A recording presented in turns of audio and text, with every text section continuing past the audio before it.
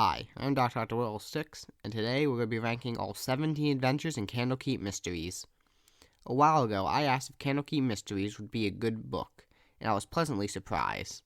So, I sat down and read and now have ranked every single adventurer based on 3 scores: the mystery score, the adventure score, and the readability score.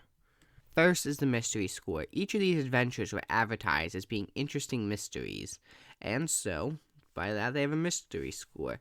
Now, one important thing is the difference between mystery and intrigue.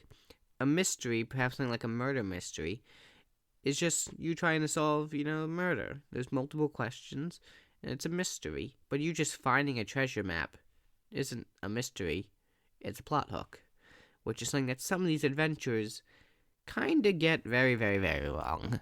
Next is the adventure score. The adventure score is how interesting of an adventure it is.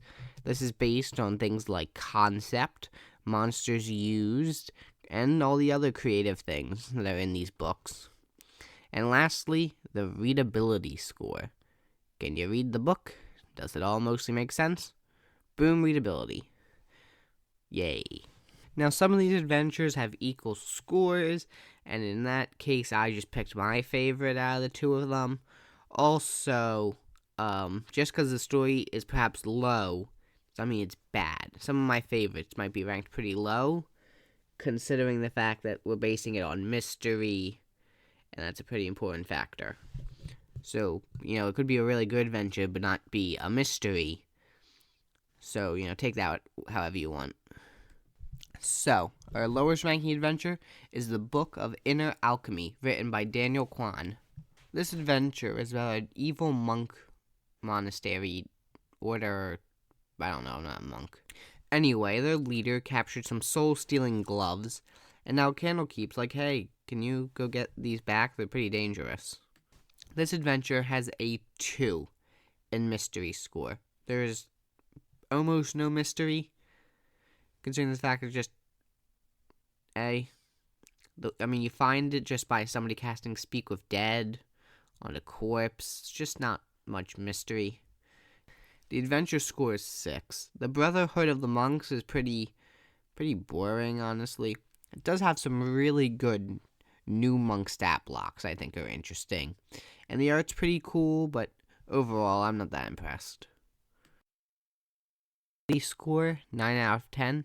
This is mostly because the adventure kind of lacks any other plot hooks for the book than just simply Candlekeep telling you to go after it, or you just find the book that just has the missing pages. But just because this got the lowest score does not mean it's a bad adventure. It purely just means that it's not that much of a mystery. Mostly its detriment. But it is a very fun adventure.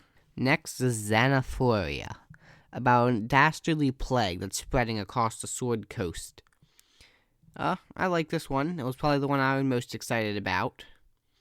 It has a mystery score of 2, considering the fact that other than this strange disease, there's not really much mystery. The adventure score is a 7, because this thing has no balance whatsoever. These encounters include a Death Knight and a Death Tyrant in the same room, 2 extra damage Beheers, a purple worm, and so much more, all in an 11-room dungeon. This was horribly balanced. I don't know who decided this. Seriously, who? And lastly, the readability is 8 out of 10. It's pretty readable, just some small little errors in there. At least I had some confusion, but that's about it. Okay, in 15th place is Lore of LaRue. This just isn't a mystery. I'm sorry, this strip has a 0 in mystery. It's not a mystery. You get sucked into a book, and then you just do the quest. There's no mystery. Not even being sucked into a book is a mystery at this point, considering everything in this book just sucks you into another book. So yeah, it just has a 0. It is no mystery whatsoever. None. 0. Nada. Other synonyms. Now, on the other hand, the adventuring score is 8 out of 10. I rather love this adventure. It's really interesting. It has a lot of fun locations, NPCs to mess with. Also, I don't want to ruin it, but the twist for the main villain is very, very good. And lastly, readability score, 10 out of 10. I could read it. Okay, next is the Book of Cylinders. First of all, I would like to note that I would like to apologize to the author who did this. I am so sorry for what happened to your work. If you don't know, I'm not here to tell you. I have other crap to do. But anyway, this adventure has a 1 in mystery. There's a little bit of interesting stuff with the weird cylinder map, but honestly, it has nothing to do with anything. It's mostly about stopping Yanti from beating up some frog people. But going into that, the adventure score is 9 out of 10. The Gripply, which are the frog people, are really fun to see, and so are Yanti. Also, there's a crab maze. I'm just going to mention that with no context. Lastly is readability, 8 out of 10. Yep, that's about all. Okay, next is Sara of Yellowcrest Manor. This has a mystery score of 3. Mostly because the NPC ghost that they encounter in the book just straight up tells you that she was murdered. She doesn't tell you who murdered her, but if you got more than 6 brain cells, I'm sure you can figure it out. Now, on the other hand, the adventuring score is 8 out of 10. There's some interesting places, cool fights, but it is still kind of lackluster. And next is readability. 10 out of 10, I could read it. Next is the Candlekeep Being. This has a mystery score of 5 out of 10. Because you definitely get hooked in by the odd note that has the characters' names on it, but it doesn't really go anywhere. The adventuring score is a 9 out of 10. I really like the use of all the ramps, and the anti-gravity chambers are super neat. And heck, just the concept of organ thefts is just a really cool concept. Speaking of which, if anyone needs an extra kidney, call me. Finally, the reading score is 8 out of 10. This is mostly because trying to find one of the most important pieces of information, where the main villain's lair is, you have to go and talk to this person, and it's kind of hidden in this little section about what they know. But yeah, it's not that bad, but it is something to keep in mind. What's that in the distance? Is it Alcazar's appendix? Why, yes, this adventure has a mystery score of 5. Mostly because of the Golem, which is actually a very interesting NPC to follow. Also, to a little bit the teleporting book, but once again, as I said, at this point, being teleported into a book is like another Tuesday. There is some very interesting things in the adventure, including purple worm tunnels, a Draco Lich, the necropolis of the Zephyrus, kind of like in Rhyme, but this one's different. And lastly, readability. I had no problems, 10 out of 10, I can read. Okay, we finally hit the top 10 with Zekran Zephyrus Tome. This has a mystery score of 5 out of 10. Now, you find this genie in a book, which is interesting, and you have to try and find out where the Zekran fella is. But other than that, there's not much. The adventure score is 8 out of 10. I like the overall concept. The villain has a very cool cannon. The ghosts are very interesting. And it's nice to see some bronze dragons. And then lastly, there is the readability score. I couldn't read. It had words. Good job. And number 9 is The Price of Beauty. This has a mystery score of 6. It's just kind of weird. And the secret owners of this spa is very interesting, as well as being teleported to it through a book, which seems like pretty bad marketing, but hey, what do I know? There's the adventuring score, which is very, very fun. It has some cool villains and actually a pretty nice message. Lastly is readability, 10 out of 10, as I'm sure you expected. Okay, the Book of Ravens. As Chris Perkins continues to never give Cursestrahd a break, we go on to this one. This has a mystery score of 6. The Royal Ravens are cool, and there's some other stuff, but it's not that interesting. Next is the adventure score, 8 out of 10. Yeah, it's an adventure. Treasure map's pretty nice as a plot hook, and going to Shadowfell is actually really nice. Anyway, readability, 10 out of 10, goodbye. And by goodbye, I mean we have like 8 more books. Next, The Curious Tale of Winstopher Vale. This has a mystery score of 5. It's not much of a mystery, although I do think the odd clockwork citizens could be very interesting if done correctly. Next, the adventure score is a 9. I really like this. The villain is a beholder as well as a fake version of a person. There's teleporting through paintings, a fake town. Overall, I really like this. And then readability, 10 out of 10, as I'm sure you can believe. Okay, just shy of the top 5 is the Scrivener's Tale. It has a mystery score of 6, with the odd curse is an amazing plot hook, and you can commune with the villain before everything even begins.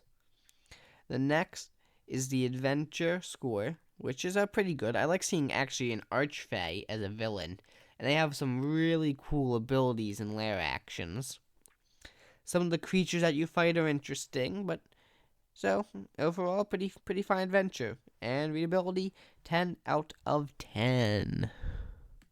Next up, number 5, Candlekeep Deconstruction. This was actually one of the earliest adventures revealed. It has a mystery score of 7, with this random guy who gets crushed to death by books, the odd cult, and their nefarious plan to launch a tower into space. Oh, it's great. The adventure score is a 9. I really do like this adventure. Some interesting NPCs, crazy cultists, cool locations. Also, I would like to note that Dognuts actually got his name changed to Alpaca Macadamia Nuts. Wonder why. And readability score 10 out of 10. Okay, number 4, Mazfrov's Mighty Digression. This has a mystery score of 10 out of 10. With these interesting villains, the fact that they are switching out the books for really cool monsters. There's overall a lot of good mystery, as the players can always tell that there's something else going on. With the adventure score, it's 7 out of 10. It's pretty good. Some nice new monsters, as I mentioned. Because of the villains, your players are going to need to get silvered weapons, which at level 2 might be a bit of a problem. Also, there's just this weird were-rat encounter. He keeps coming back and going away. I don't get it. I would just cut it. And lastly, readability score, 9 out of 10. Pretty readable. In third place with the bronze medal is The Joy of Interdimensional Spaces. It has a mystery score of 8 out of 10 because it's a very cool mystery with your players needing to go around this entire demi-plane, finding the secret code to get out. There is the adventure score, which is 9 out of 10. There's lots of interesting villains, cool traps. And I will say that for some reason, there's a whole bunch of extra monsters than I think a first level party can deal with. I would cut a couple of them, but that's just me. And lastly, the readability score, 10 out of 10. I overall really like this one. In second place is my personal favorite adventure, Shimshine's Bedtime Rhyme. This adventure has a mystery score of 10 out of 10 with this random rhyme suddenly getting into everyone's heads that comes from this evil book. The adventure score is 10 out of 10. There's fun NPCs, an interesting adventure, and plenty of awesome stuff for your players to interact with. And finally, the readability score is 7 out of 10. I feel like it's a bit unorganized, especially with it constantly making mention to the Firelight Cellar, I want to say it's called, but only putting that map at the way back. Also, I think that the way you defeat the main villain is really cool, although I did have some trouble finding it. And in the number 1 spot is A Deep and Creeping Darkness. This is a mystery score of 10 out of 10. With this town going missing, the reason being mean locks is amazing, which goes right into the adventuring score, which is 8 out of 10. Really interesting villains. I love seeing them. The mine is a cool concept, and I really like this one. And lastly is readability, 10 out of 10. I will note this adventure has a lot of empty space, but other than that, it is really good. It's my second favorite, probably. And it's the best Candlekeep book based on my debatably objective ranking. So if you enjoyed this video of ranking and rambling, then please like, comment, and subscribe, and I will see you next time.